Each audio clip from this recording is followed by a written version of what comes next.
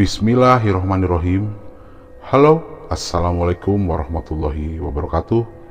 Salam santun dan salam sejahtera.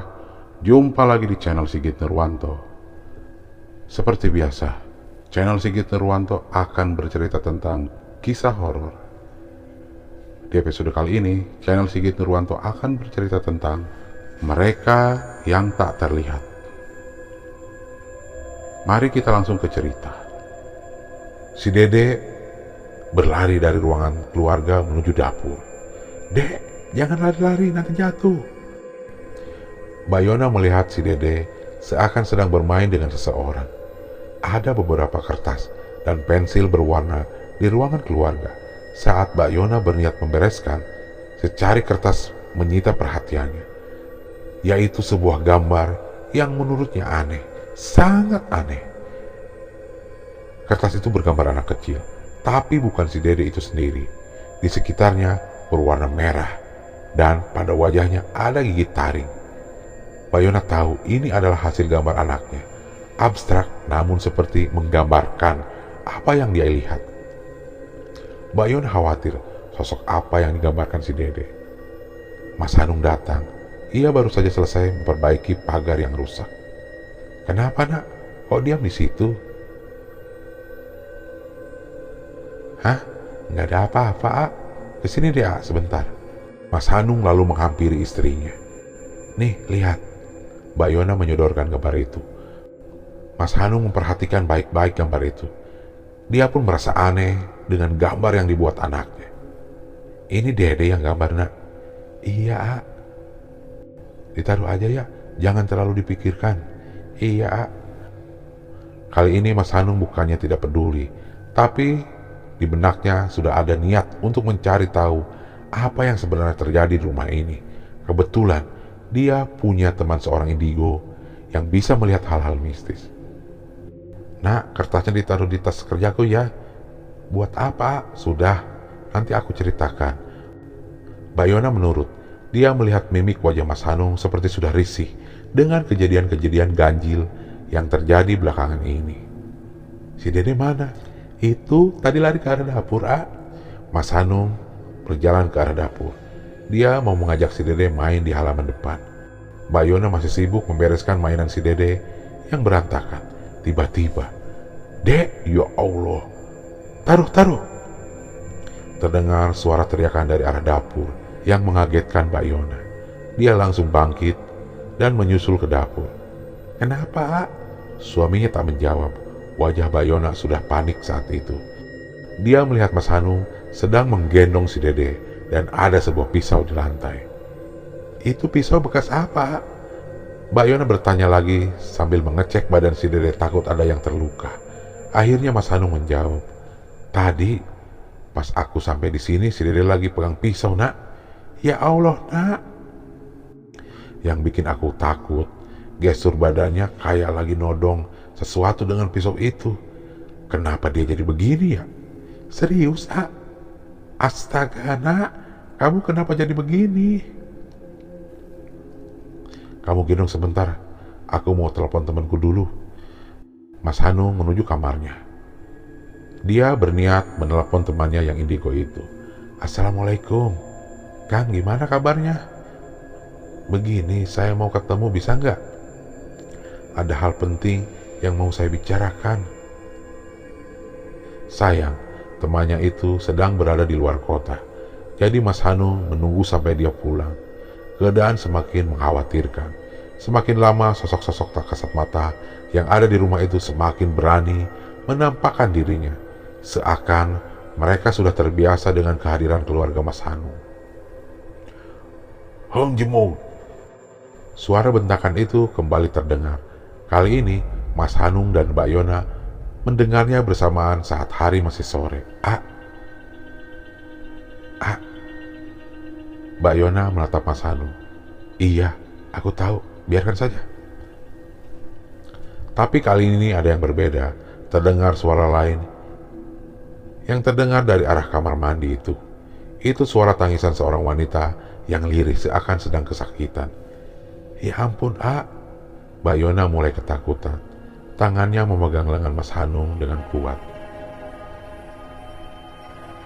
Biasanya juga begitu, nak. Enggak, ah, suara nangisnya baru kali ini aku dengar. Kita berdoa saja ya.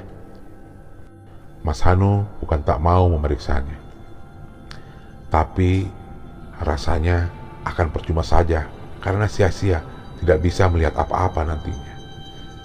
Terdengar suara pintu seperti dibanting dengan keras. Keduanya langsung menengok ke arah asal suara tersebut. Suara itu berasal dari pintu kamar mereka. Tampak si Dede yang membukanya lalu berlari ke arah gudang dan masuk ke dalamnya. "Dek!" Mas Hanung dan Mbak Yona sontak berteriak dan mengejarnya, tapi mereka merasa aneh, kok cepat sekali lari anak ini. Saat mereka masuk ke dalam gudang, lampunya mati. Mbak Yona merasa merinding. Dia berlindung di balik badan Mas Hanung. "Ah, kenapa seram sih di gudang?" Mas Hanung mencoba menyalakan lampu, tapi belum terlihat si Dede. "Nak, di mana kamu?" Memang dari pertama kali pindah ke rumah ini, Mas Hanung belum pernah sekalipun masuk ke gudang. "Dek, jangan main-main di sini. Bahaya." Tak ada jawaban, hanya hening.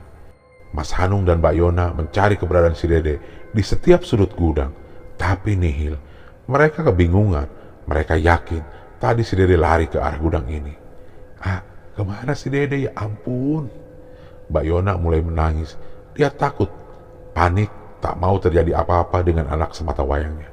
"Nak, coba lihat kamu ke kamar," perintah Mas Hanung.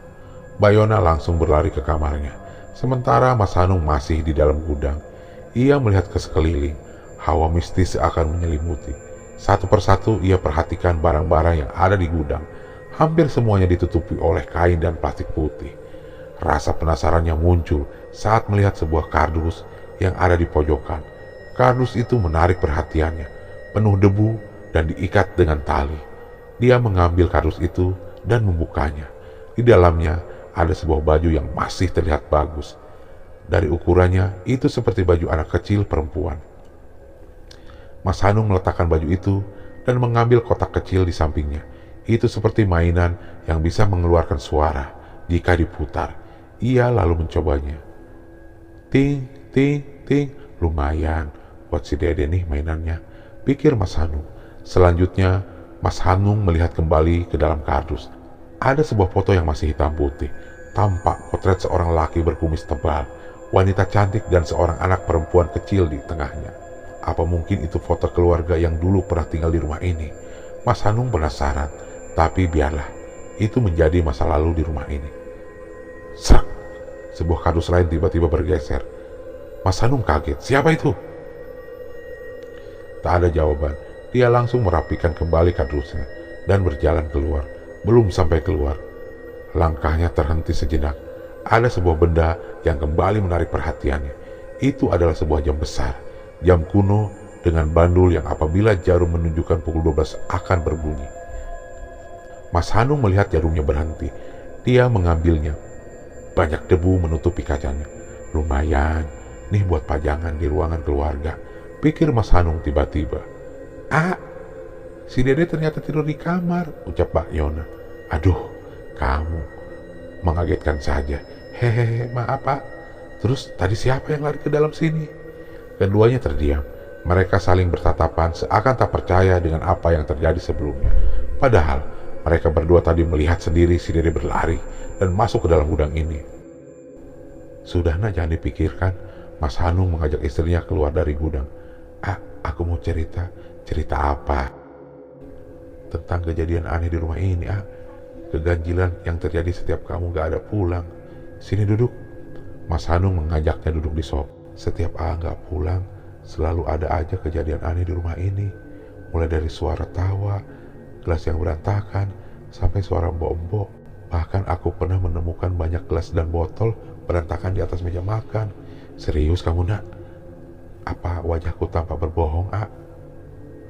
Mas Hanung terdiam, pikirannya seakan buyar. Dia tak tahu harus menjawab apa. Dia percaya semua ucapan istrinya. Tapi, lalu apa yang harus dilakukan? "Kamu menyesal sudah mengambil rumah ini." Mbak Yona tak menjawab. Ia tertunduk lesu. Takut Mas Hanung akan marah kepadanya. "Sudah, yuk kita sholat asar dulu. Iya, Mbak Yona bersyukur dia mempunyai suami yang bukan pemarah.